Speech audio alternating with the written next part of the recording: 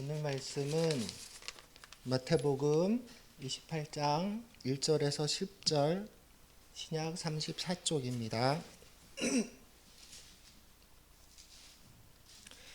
안식일이 다 지나고 안식 후 첫날이 되려는 새벽에 막달라 마리아와 다른 마리아가 무덤을 보려고 갔더니 큰 지진이 나며 주의 천사가 하늘로부터 내려와 돌을 굴려내고 그 위에 앉았는데 그 형상이 번개 같고 그 옷은 눈같이 희건을 지키던 자들이 그를 무서워하여 떨며 죽은 사람과 같이 되었더라. 천사가 여자들에게 말하여 이르되 너희는 무서워 말라. 십자가에 못 박히신 예수를 너희가 찾는 줄을 내가 아노라. 그가 여기 계시지 않고 그가 말씀하시던 대로 살아나셨느니라. 와서 그가 누우셨던 곳을 보라. 또 빨리 가서 그의 제자들에게 이르되 그가 죽은 자 가운데서 살아나셨고 너희보다 먼저 갈릴리로 가시리니 거기서 너희가 배우리라 하라. 보라, 내가 너희에게 일렀느니라 하거늘. 그 여자들이 무서움과 큰 기쁨으로 빨리 무덤을 떠나 제자들에게 알리려고 다름질할세 예수께서 그들을 만나 이르시되 평안하냐 하시거늘 여자들이 나아가 그 발을 붙잡고 경배하니 이에 예수께서 이르시되 무서워 말라. 가서 내 형제들에게 갈릴리로 가라 하라. 거기서 나를 보리라 하시니라.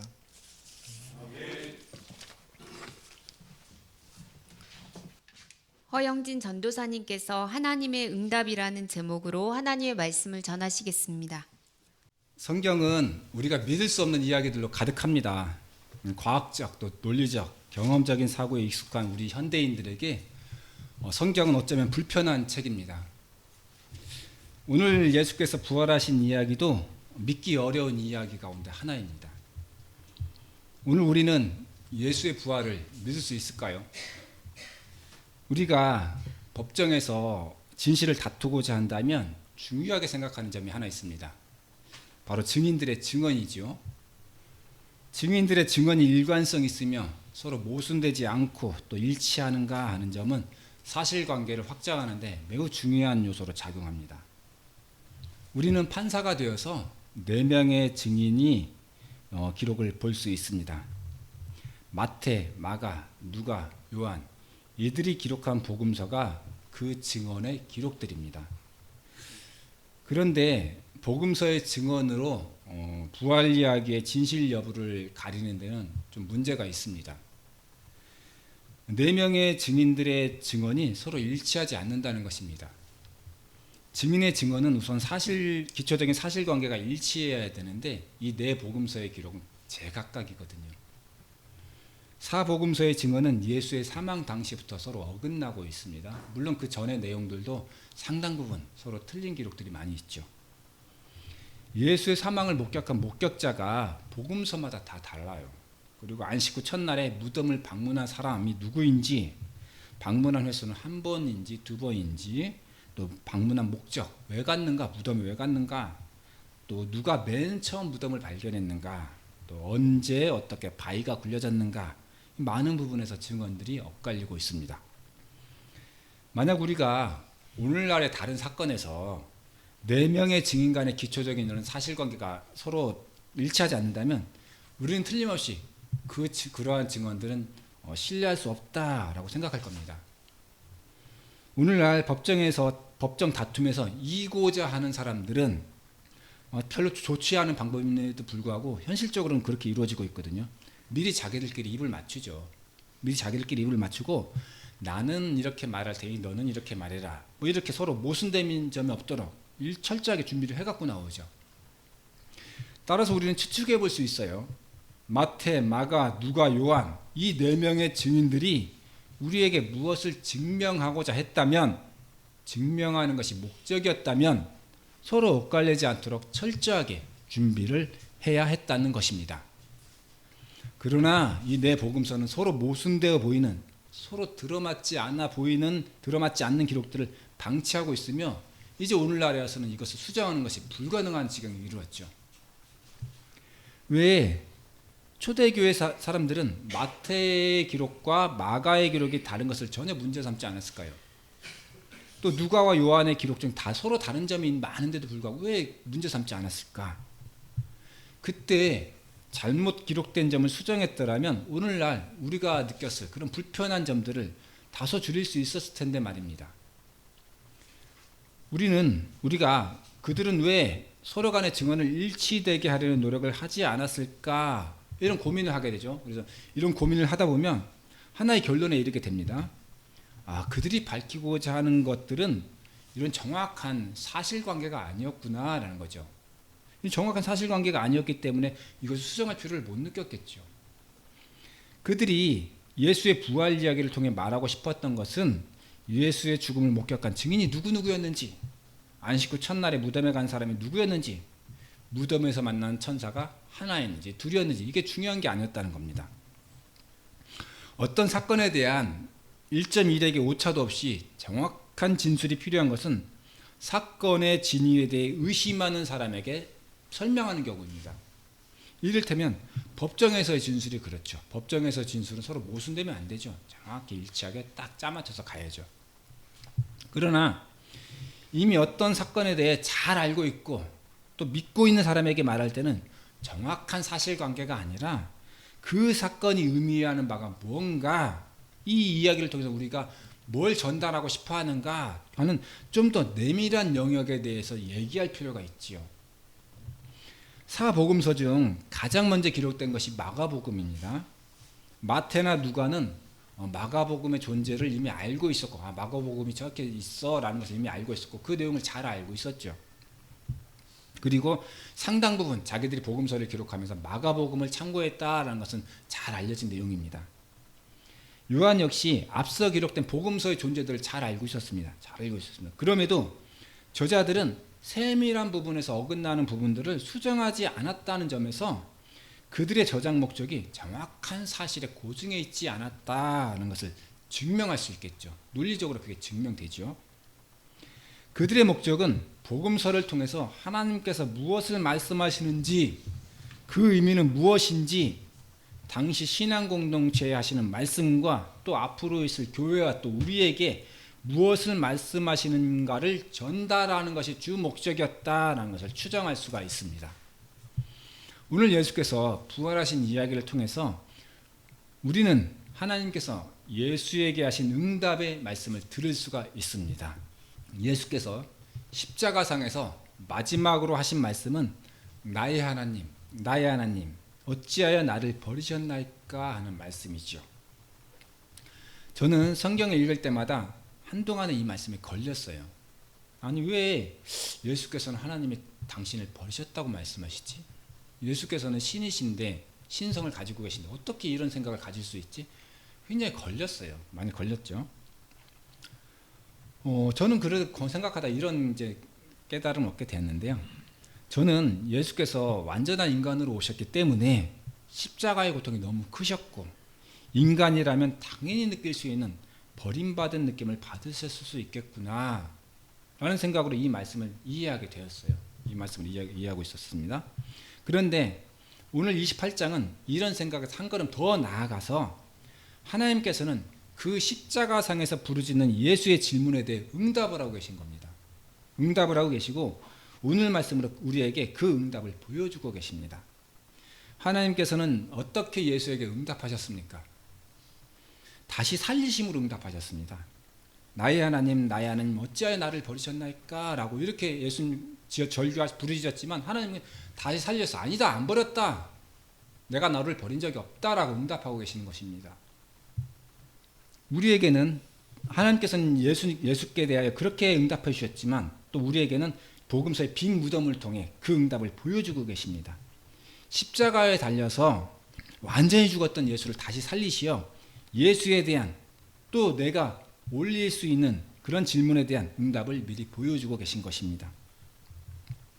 예수의 부활에 대해 어떤 사람들은 생각할 수 있습니다. 예수는 신이었기 때문에 신이 부활하는 것쯤은 당연한 것 아니냐. 그거 맞죠? 신이라면 신이 부활하는 건 당연히 맞죠.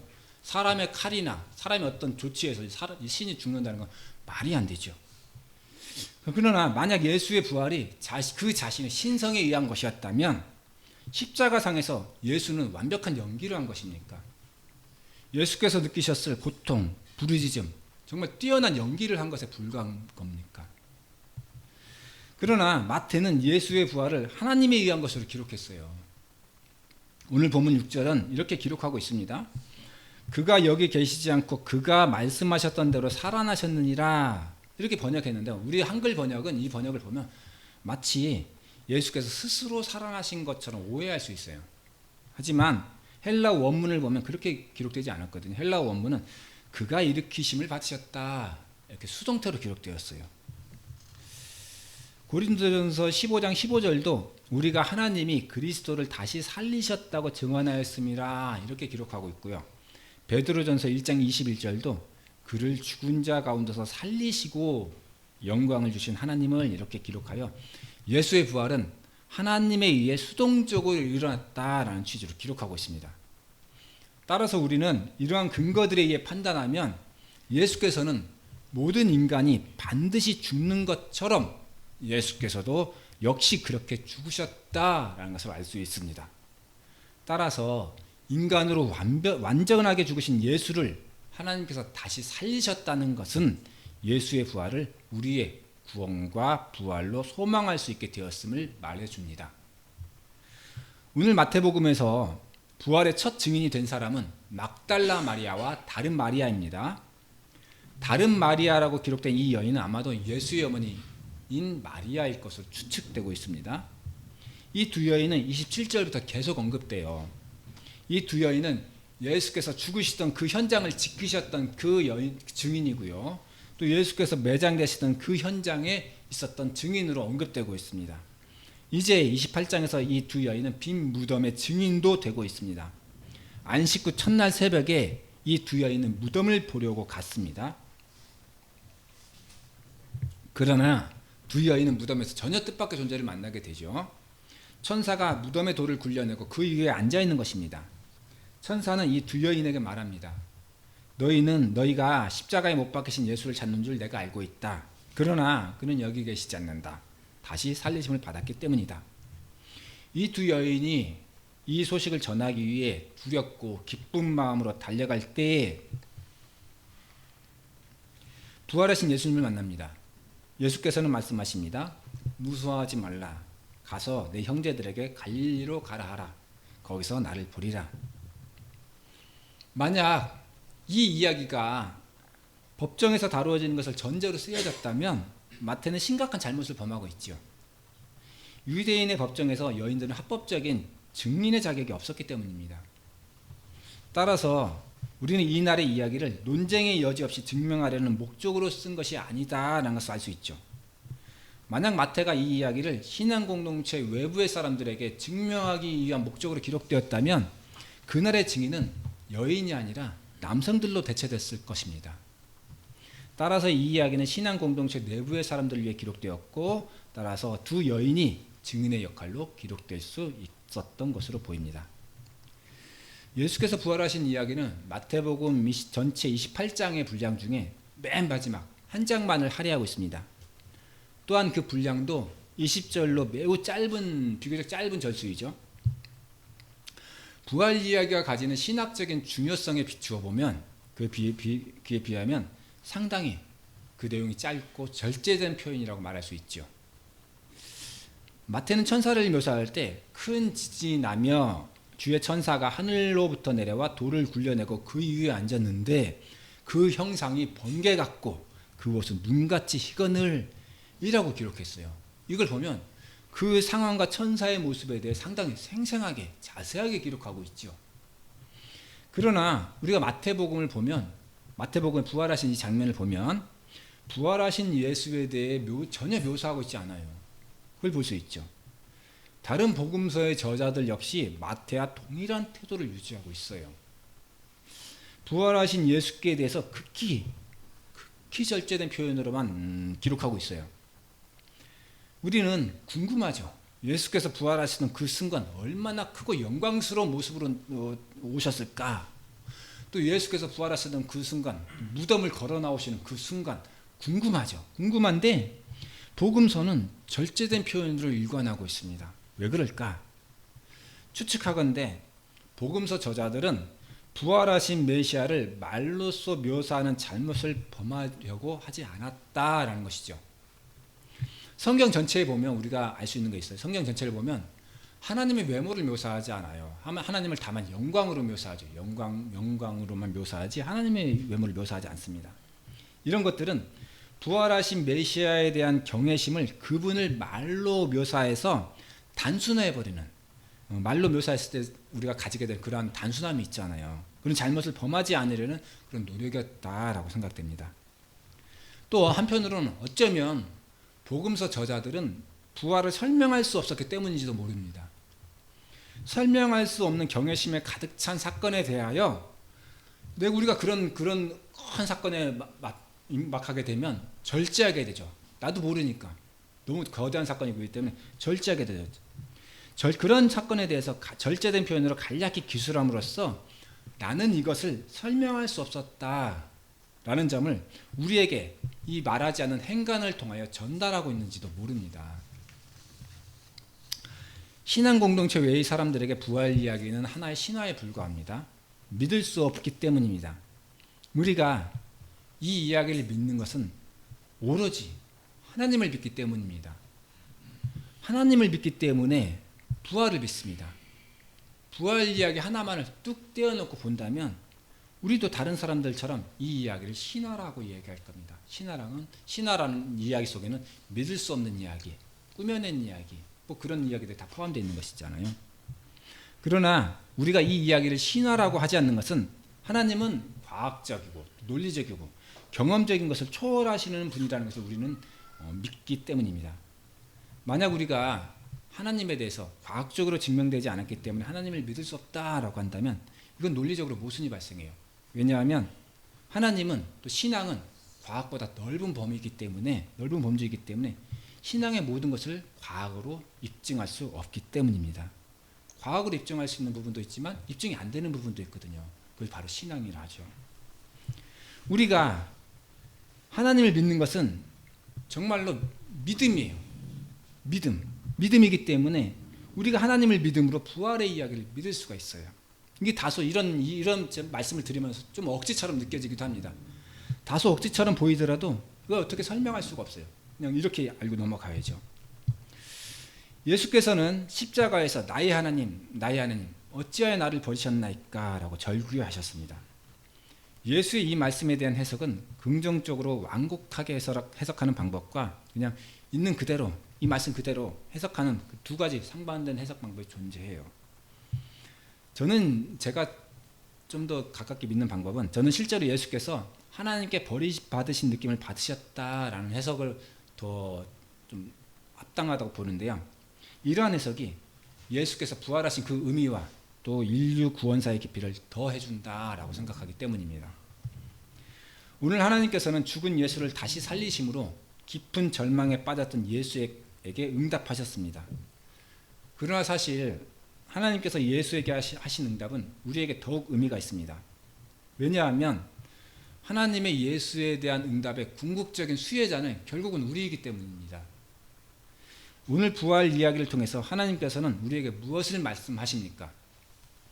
우리 기독교에서 부활은 너무나 중요한 주제이기 때문에 그 의미를 우리가 축소하려 하거나 또는 이 부활에 대해 우리가 겸손해야 할 필요가 전혀 없습니다. 저는 오늘 본문 말씀을 통해서 하나님이 우리에게 보여주신 응답이라는 주제를 잡아봤어요. 하나님께서 우리 인생에 무관심한 분도 아니고 깊은 관심이 있으시며 모른 척하는 분이 아니라는 사실을 다시 떠올리며 본문을 통해 용기를 얻을 수 있기를 바라기 때문입니다. 오늘 본문에서 하나님께서는 예수를 다시 살리셨습니다. 그러나 이것은 당시로서는 전혀 예상할 수 있는 방법이 아니었습니다. 예수께서는 그렇게 되어야 함을 몇 번에 걸쳐서 얘기했지만 그 당시의 사람들과 심지어 제자들조차 이해할 수 없었습니다. 하나님께서는 당시로서는 예상할 수 없었던 방법으로 예수를 살리시고 영화롭게 하셨습니다. 예수를 결코 죽음에 매이지 않게 하시고 한 사람의 죽음으로 온 인류에게 향하신 구속의 역사를 열으셨습니다. 우리에게 오신 하나님, 예수님의 부활은 장래 우리에게 있어질 일의 예표입니다.